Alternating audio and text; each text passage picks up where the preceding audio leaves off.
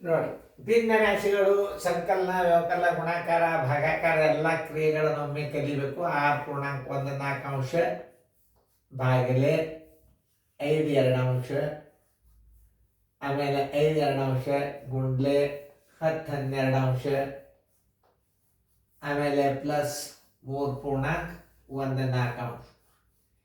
ಈಗ ಯಾವ ಕ್ರಿಯೆ ಮೊದಲು ಮಾಡ್ಕೋಬೇಕು? ಭಾಗಾಕಾರ ಕ್ರಿಯೆಯನ್ನು ಮಾಡ್ಕೋಬೇಕು. ಅದನ್ನು ನೀವು ತಿಳ್ಕೊಳ್ಳಿ. ಒಂದು ಪ್ಲಸ್ ಮೈನಸ್ ಆಮೇಲೆ ಮಾಡ್ಕೊಳಕತ್ತ. 4 ಆಗಲೇ 24, 1 25 4 4 ಆಗಲೇ 24, 1 25 4 ಭಾಗಿಲೆ 5 2 ಈಸ್ ಈಕ್ವಲ್ ಟು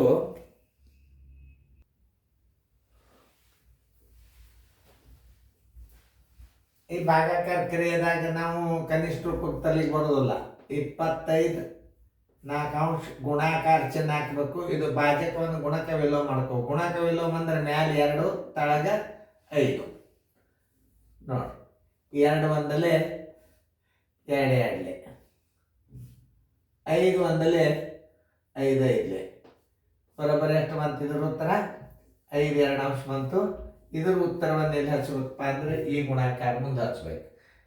ನೋಡಿ, 5 2 ಗುಂಡ್ಲೆ 10 12 10 12 ಪ್ಲಸ್ 3.14. ಈಗ ಗುಣಾಕಾರ ಕ್ರಿಯೆಯನ್ನು ಮಾಡ್ಕೋಬೇಕು. ಮೊದಲ ಕ್ರಿಯೆಗಳನ್ನು ಕಲಿಯಿರಿ. 5 2 ಗುಂಡ್ಲೆ 10 12 ನೋಡಿ, 2 ಒಂದಲೇ 2 5 ಬರೋಬ್ಬರಿ ಏನಾಯ್ತು? 5 5 25 12 ಬಂತು.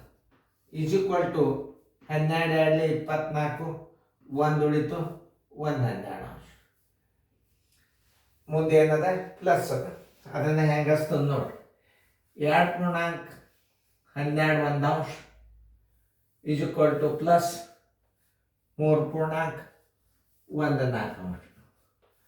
ಪೂರ್ಣ ಸಂಖ್ಯೆಯನ್ನು ತಕ್ಕೊರುವರು. 2 ಪ್ಲಸ್ 3 ಮಧ್ಯಾಂತರ ಚಿಹ್ನೆ plus 1 12 plus 1 14.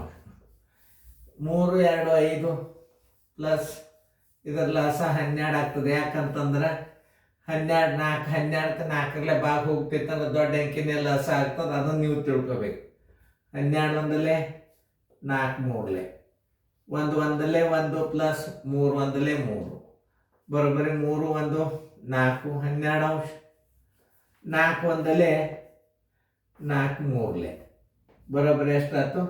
1 3 is equal to 5 plus 1 3. Answer is equal to plus ಚಿಹ್ನೆ ತೆಗೆದು ಬಿಡ್ರಿ 5.1 3. ನೋಡ್ರಿ, ನಾ ಹೆಂಗೆ ತಿಳಿಸಿನೂ ಎಲ್ಲ ಲಕ್ಷ ಕೊಟ್ಟು ನೋಡ್ರಿ. ನಿಮಗೆಲ್ಲ ಗಣಿತಗಳು ಬರ್ತಾವ.